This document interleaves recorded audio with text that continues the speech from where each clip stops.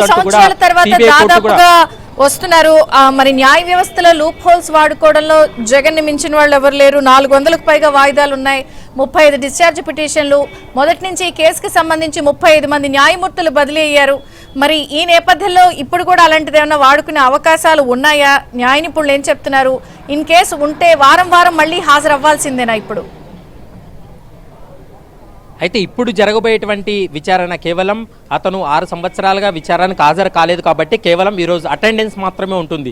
ఈ విషయాలన్నీ కూడా సిబిఐ కోర్టు ముందు వ్యతిరేకించాల్సి ఉంటుంది. ఎందుకంటే ఇప్పుడు సాధారణమైనటువంటి ఎమ్మెల్యేగా ఉన్నాడు కాబట్టి గతంలో పాదయాత్ర 2017 సమయంలో పాదయాత్ర చేసిన సమయంలో గురువారం వరకు పాదయాత్ర చేసి శుక్రవారం కోర్టుకు అటెండ్ అవుతున్నటువంటి సందర్భాలు కూడా ఉన్నాయి. మరి ఇప్పుడు ఎమ్మెల్యేగా కొనసాగుతున్నాడు కాబట్టి మరి ఈ సమయంలో తను రోజువారీ విచారణ కొనసాగుతున్న కేసులు, డిశ్చార్జ్ పిటిషన్లు రోజువారీ కొనసాగుతున్నటువంటి నేపథ్యంలో మరి సిబిఐ ఎలాంటి అంటే వాదనలు వినిపిస్తుందనేది మాత్రం చూడాలి. ఎందుకంటే సిబిఐ కూడా మొన్న వేసినటువంటి మెమో పైన తీవ్ర అభ్యంతరం వ్యక్తం చేసింది.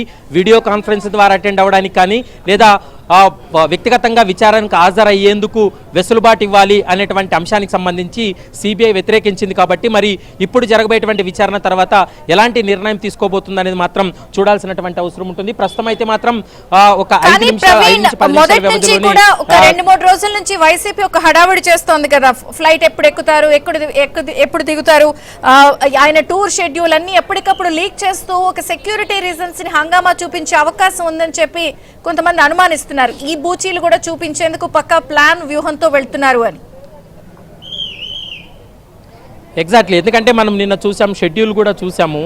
అంటే కోర్టుకే వీళ్ళు టైం ఇచ్చినటువంటి సందర్భం ఆ షెడ్యూల్ చూస్తే. ఎందుకంటే 11:30 నుంచి 12:30 వరకు మాత్రమే నేను కోర్టులో ఉంటా, 12:30 తర్వాత తాను లోటస్ పాండ్కి వెళ్తాననేటువంటి షెడ్యూల్ ఏదైతే ఉందో ఇదంతా కూడా హైప్ క్రియేట్ చేయడం జరిగింది. దాంతోపాటు వాళ్ళ కార్యకర్తల్ని ఇక్కడ ఏంటంటే కోర్టు ముందు కావచ్చు, మరోవైపు అటు బేగంపేట ఎయిర్పోర్ట్ వద్ద కూడా పెద్ద సంఖ్యలో వాళ్ళ సంబంధించినటువంటి కార్యకర్తలని ఇక్కడికి తీసుకురావడం ఇదంతా కూడా కొంత హంగామా సృష్టించినటువంటి పరిస్థితి ఉంది. కాబట్టి ప్రస్తుతం పోలీసులు అయితే మాత్రం కోర్టు వద్ద అయితే మాత్రం పూర్తి స్థాయిలో ఆంక్షలు విధించడం జరిగింది.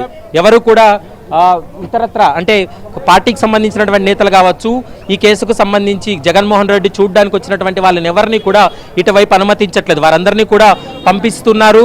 మరోవైపు రోడ్డంతా కూడా బ్లాక్ చేసినటువంటి పరిస్థితి కూడా స్పష్టంగా కనపడుతుంది. కానీ ఏదైతే బేగంపేట ఎయిర్పోర్ట్కి వచ్చినటువంటి కార్యకర్తలు అయితే మాత్రం కొంత హంగామా సృష్టించినటువంటి పరిస్థితి ఉంది. ఎందుకంటే జగన్ వచ్చినటువంటి సమయంలో కొంత అక్కడ హడావిడి చేసినటువంటి పరిస్థితి కనపడుతుంది. ప్రస్తుతం అయితే మాత్రం ఇక్కడ పీస్ఫుల్గానే ఉంది. కానీ ఎందుకంటే కోర్టు వద్ద ఇట్లాంటివి పోలీసులు అనుమతించారు కాబట్టి ప్రస్తుతం అయితే మాత్రం పోలీసులు అన్ని రకాల కూడా చర్యలు తీసుకుంటున్నటువంటి పరిస్థితి అయితే స్పష్టంగా కనపడుతుంది.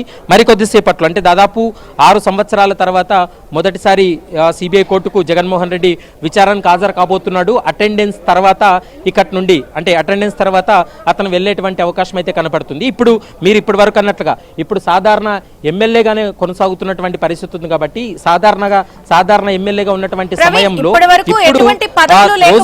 ఉద్దేశపూర్వకంగా ఒక జన సమీకరణ జరుగుతోంది అని చర్చ జోరుగా జరుగుతోంది. దీన్ని బూచిగా చూపించి సాకుగా చూపించి మళ్ళీ తప్పించుకునే ప్రయత్నం జరగచ్చు అని అలాంటి ఛాన్సెస్ ఉన్నాయా? న్యాయ నిపుణులు ఏం చెప్తున్నారు?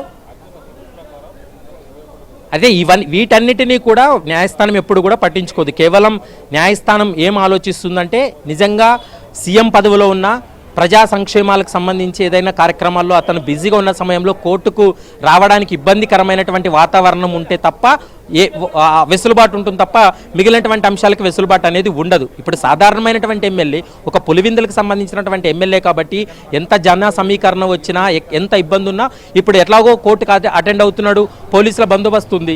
ఎప్పుడైనా కూడా తన కోర్టుకు రావాలనుకున్న సమయంలో కోర్టు ఆదేశిస్తే ఖచ్చితంగా వ్యక్తిగతంగా విచారణకు హాజరు కావాలి. ఎంత హంగామా సృష్టించినా ఎంత జన సమీకరణ తీసుకువచ్చినప్పటికీ కూడా వాటిని పరిగణలోకి తీసుకునేటువంటి అవకాశం ఉండదు. సిబిఐ అయితే గట్టిగా మొదటి నుండి కూడా వాదిస్తూ ఉంది. ఎందుకంటే ఈ కేసులో కేవలం డిశ్చార్జ్ దశల్లోనే కేసులున్నాయి, పెండింగ్స్ ఉన్నాయి. 130 డిశ్చార్జ్ పిటిషన్లు ఇంకా ఇప్పటి వరకు తేలినటువంటి పరిస్థితి ఉంది. ఇంకా మెయిన్ కేసులు సిబిఐ కేసులు 11 ఛార్జ్ షీట్లు, మరోవైపు ఈడీ కేసులో మరో 9 ఛార్జ్ షీట్లు. వీటిపైన ట్రయల్ కొనసాగాలి. ఈ ట్రయల్ పైన జడ్జిమెంట్లు రావాలి. ఇదంతా సమయంకి చాలా సమయం పడుతుంది. కేవలం డిశ్చార్జ్ పిటిషన్ వరకునే ఆగిపోతుంది. డిశ్చార్జ్ పిటిషన్ల విచారణ ఎండింగ్కి వచ్చేటువంటి సమయంలో న్యాయమూర్తి బదిలీ కావడం, మళ్ళా కేసును మొదటి నుంచి విచారణ జరపడం, ఇది అనేది దాదాపు 13 సంవత్సరాల సంవత్సరాలుగా కొనసాగుతున్నటువంటి ప్రక్రియ. డిశ్చార్జ్ పిటిషన్లు క్లియర్ అయితే తప్ప మెయిన్ కేసు ట్రయల్కి వెళ్ళదు. కాబట్టి ఈ కేసు ట్రయల్కి వెళ్ళేటువంటి పరిస్థితి రావాలి అంటే ఖచ్చితంగా పూర్తి స్థాయిలో డిశ్చార్జ్ పిటిషన్లు పెండింగ్ అంతా కూడా పూర్తి అవ్వాల్సినటువంటి అవసరం ఎంతైనా ఉంది. మరోవైపు ఈ కేసులో ఎంతమంది బల ప్రదర్శన చేసుకున్నప్పటికీ కూడా న్యాయస్థానాలు అవన్నింటినీ కూడా పట్టించుకోదు. న్యాయస్థానం ఒకవేళ ప్రతి శుక్రవారం గతంలో ఏ విధంగా అయితే విచారణకు హాజరు కావాలని భావించి ఆదేశిస్తుందో ఒకవేళ ఇప్పుడు కూడా అవసరం అనుకుంటే ఖచ్చితంగా ఆదేశిస్తుంది. కానీ తెలంగాణ హైకోర్టులో ఒక వెసులుబాటు ఉంది వాళ్ళకి. తెలంగాణ హైకోర్టు ఇచ్చినటువంటి ఆర్డర్ ఉంది కాబట్టి ఆ వెసులుబాటుతోటే వాళ్ళు కంటిన్యూ అవుతున్నటువంటి పరిస్థితి. ఒకవేళ అలా కాకుండా సిబిఐ వ్యతిరేకించి గతంలో సీఎంగా ఉన్నాడు కాబట్టి ఆ వెసులుబాటు ఇచ్చింది తెలంగాణ హైకోర్టు.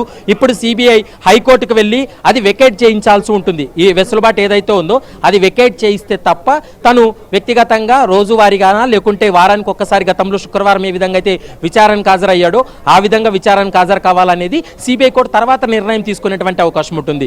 ఈ రోజు వచ్చేటువంటి అటెండెన్స్ ఏంటంటే కేవలం తను 6 సంవత్సరాలుగా ఈ కేసులో ఒక్క రోజు కూడా విచారణకు హాజరు కాలేదు కాబట్టి ఈరోజు అటెండ్ అవుతారు, తను సిగ్నేచర్ పెడతాడు, కోర్టు ముందు హాజరైన తర్వాత తను వెళ్ళిపోతాడు. తర్వాత మరొకసారి ఏమైనా అవకాశం ఉండి లేకుంటే ఒకవేళ న్యాయస్థానం మరోసారి విచారణకు రావాలని ఒకవేళ భావించినట్లయితే మరొక డేట్ కూడా ఇచ్చేటువంటి అవకాశం అయితే స్పష్టంగా కనపడుతుంది. మరికొద్దిసేపట్లోనే బేగంపేట